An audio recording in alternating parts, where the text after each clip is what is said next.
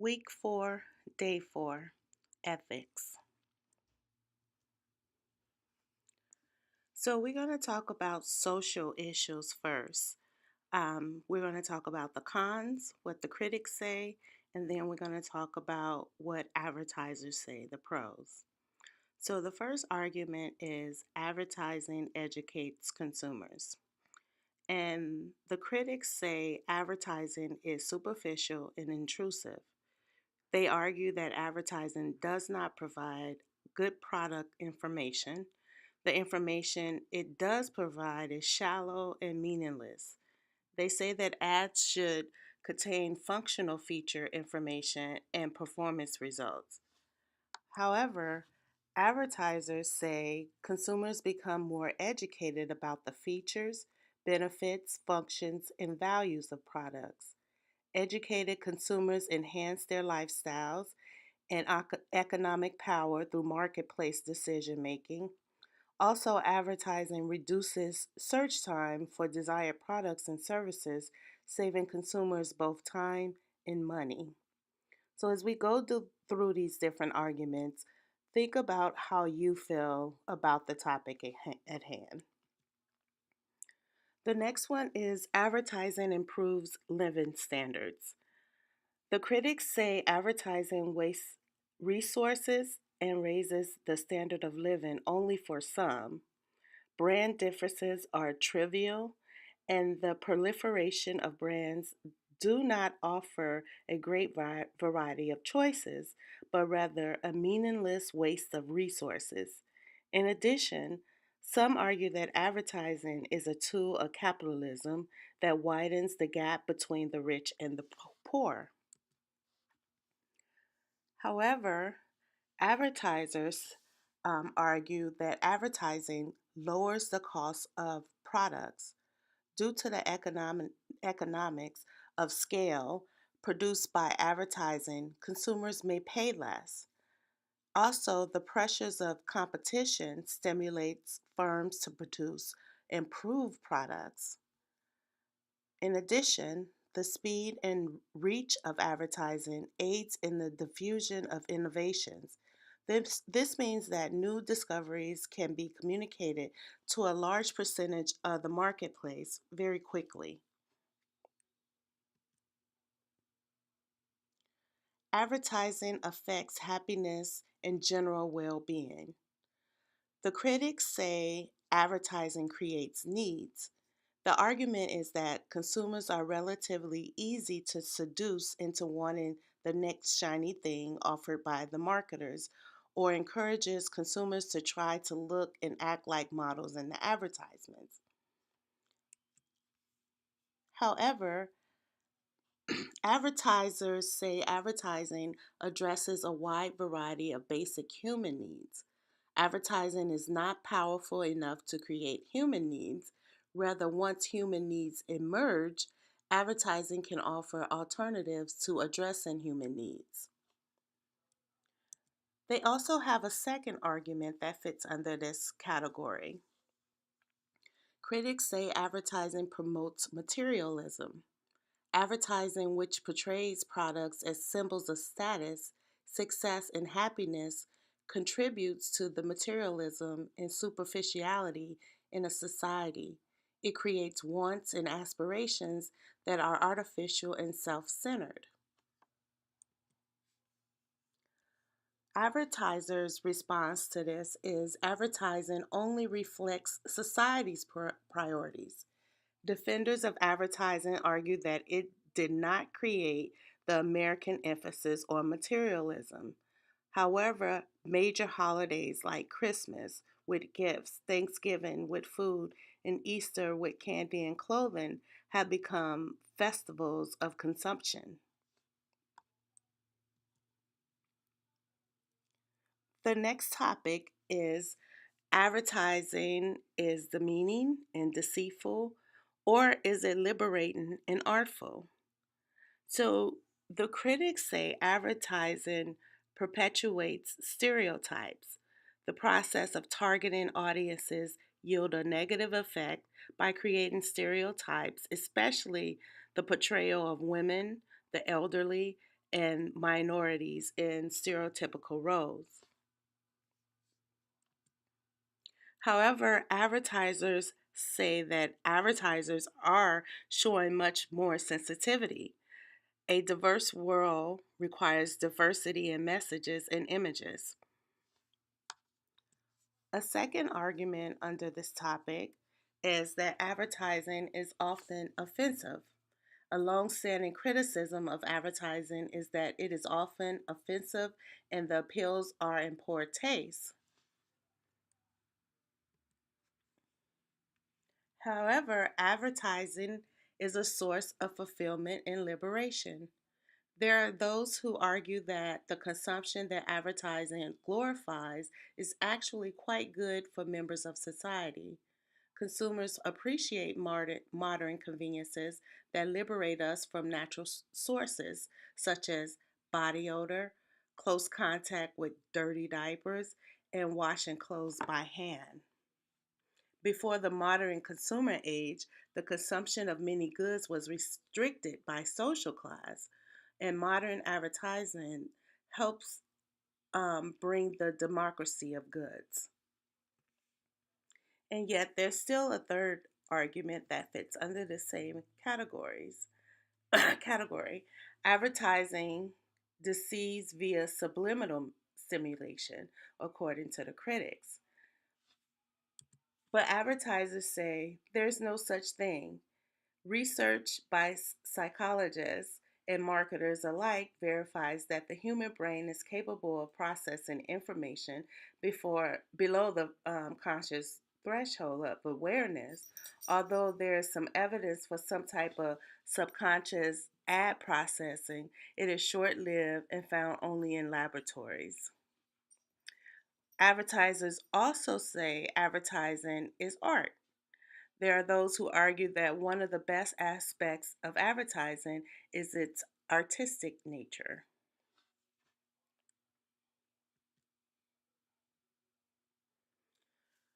Advertising has a powerful effect on mass media.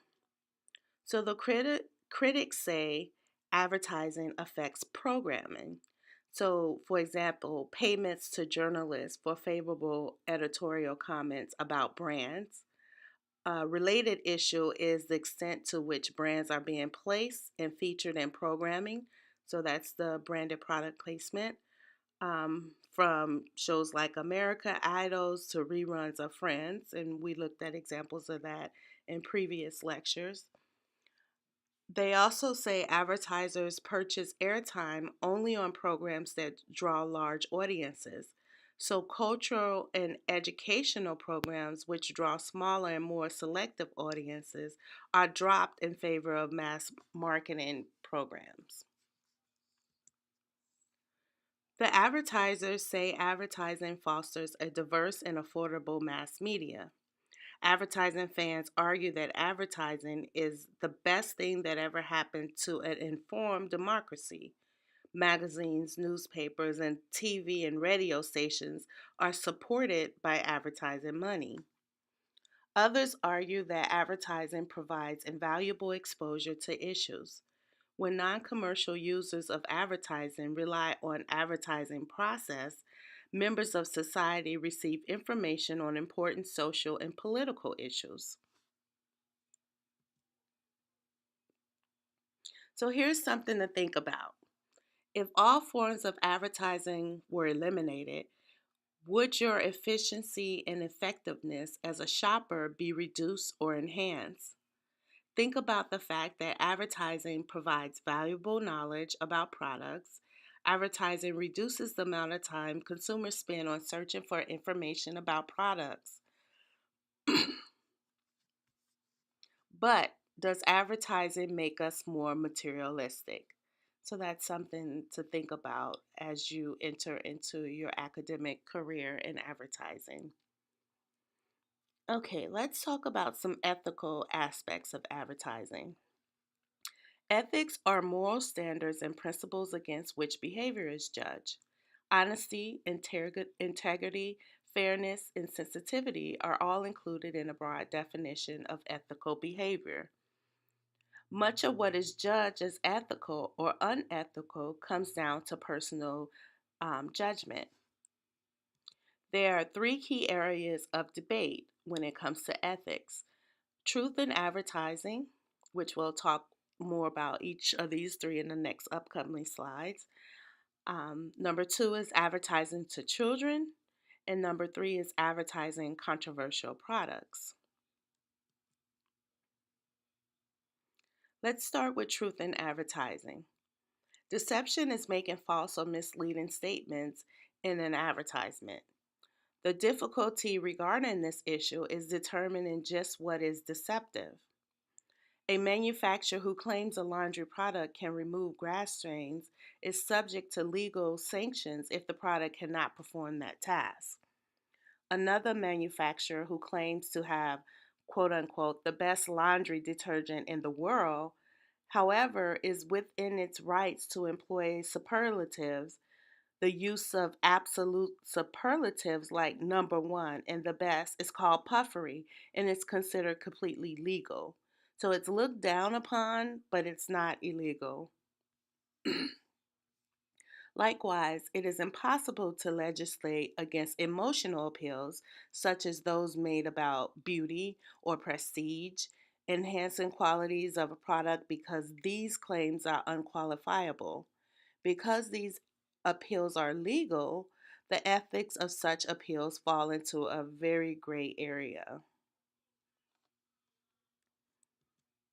The second issue is advertising to children. So many critics argue that programs feature commercial products, especially products aimed at children, are simply long advertisements. The desire to restrict advertising to children is based on three concerns. It is believed that advertising promotes superficiality and values founded in material goods and consumption. Children are considered inexperienced consumers and easy prey for sophisticated persuasions of advertisers.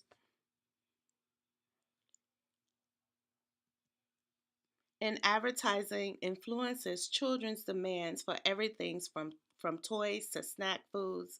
And these demands create an environment of child parent conflict.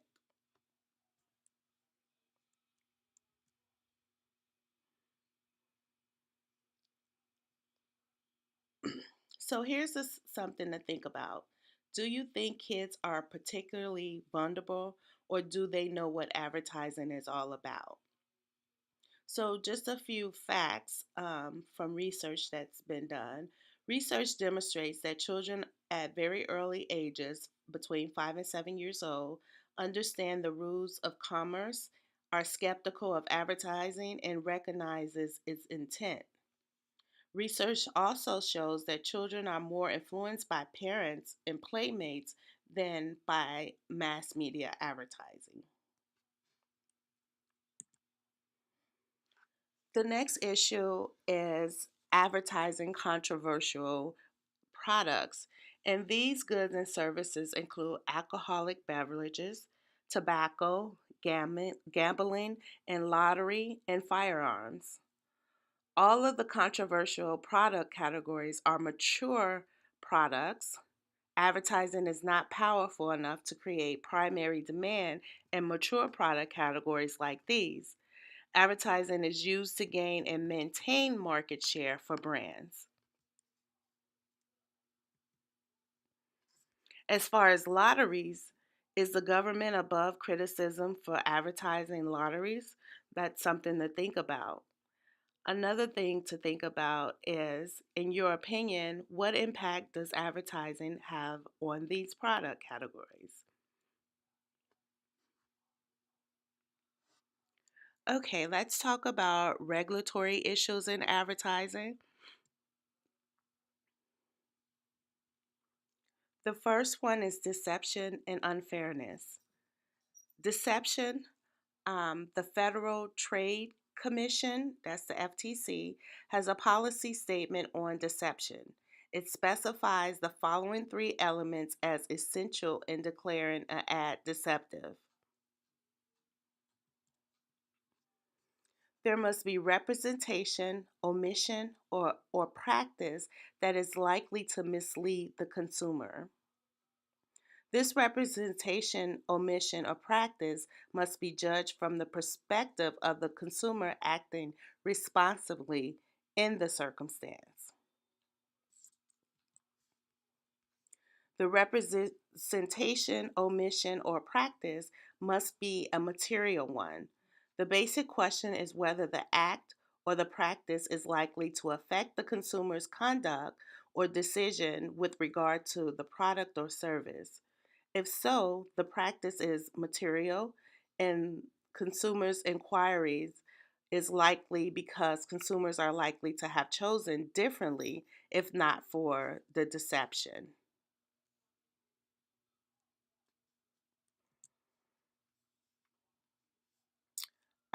Before we get to the competitive issues, the unfair part of the deception and unfairness is defined as acts or practices that cause or are likely to cause substantial injury to consumers, which is not reasonably avoidable by consumers themselves and not outweighed by the countervailing benefits to consumers or competition.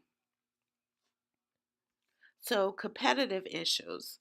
There are several advertising practices relating to competition that can result in regulation. One important one to remember is cooperative advertising. Comparative advertisement are those in which an advertiser makes a comparison between the firm's brand and the competitor's brand. Comparison advertising are completely legal. However, if the advertisement is carried out in such a way that the comparison is not a fair one, there's an unjust competitive effect. And then you have the third one. This was raised earlier in the social issue, but here critics argue that continuously bombarding children with persuasive stimulus can alter their behavior and motivation. And although government organizations like the FTC have been active in trying to regulate advertising directed at children, industry and consumer groups have been more successful in securing these restrictions. The major television networks have set their own guidelines for advertising aimed at children. The guidelines restrict the use of celebrities, prohibiting bullying language such as go ask dad, and restrict the use of animation to one third of the total time of a commercial. Now, let's talk about who regulates advertising. This doesn't cover all the regulations agencies. Your book goes into more detail. I just want to pull out the ones that are the most popular that you should know about. So, first, you have government regulation agencies. The Federal Communications Commission, FCC, Food and Drug Administration, and then the Federal Trade Commission. The FTC is the most powerful of the regulatory bodies and warrants special attention. So make sure you know about that because that's very important. And then you have industry self regulation, the National Advertising Review Board. Their complaints are received from consumers, competitors, or local branches of the Better Business Bureau, and they're forwarded to NAD, National Advertising Division. And after a full review of the complaint, the issue may be forwarded to the NARB and evaluated by a panel. State and local Better Business Bureaus, the three divisions of the local BBB is merchandise, financial, and solicitations. A local BBB has the power to forward a complaint to the NAD for evaluation. Then you have internet self regulation. As of today, industry wide trade association has emerged to set guidelines or code of conduct like Anti-Spam Act, COPPA, which is Children's Online Privacy Protection Act, and that emerged from international organizations. But little progress has been made on consumer privacy concerns. Um, so we still deal with that, and they're still working on it. And then the fourth area is consumers as regulatory agencies. So you have consumer agencies. The Consumer Federal Federation of America, CFA, was founded in 1968 and is now includes over 200 national, state, and local consumer groups and labor unions as affiliate members. The goal of this organization is to encourage the creation of consumer organizations, private services to consumer groups, and acts as a clearinghouse for information and exchange. Then you have the Consumers Union is a nonprofit consumer organization best known for its publication of consumer reports. And this was established in 1936. Consumers Union has at its stated purpose as quote unquote to provide consumers with information and advice on goods, services, health, and personal finance, and to initiate the cooperation with individuals and group efforts to maintain and enhance the quality of life for consumers. And then the last one is the commercial alert Consumer Alert, I'm sorry. And that was founded by Ralph Nader and has a stated mission of keeping commercial culture and proper perspective in preventing the exploitation of children and subversive of family, community, and environment integrity. It promotes the use of sound science and sound economic data and policy formation. These three groups are well known, but there are literally hundreds of such group organizations by geographic location and product categories. Consumers have proven that with an organized effort, corporations can and will change their practices. And one of the most publicized events, consumers apply pressure to Coca Cola and in part were responsible for forcing the firm to remarket the original formula of Coca Cola, as we talked about. I think we talked about that last week.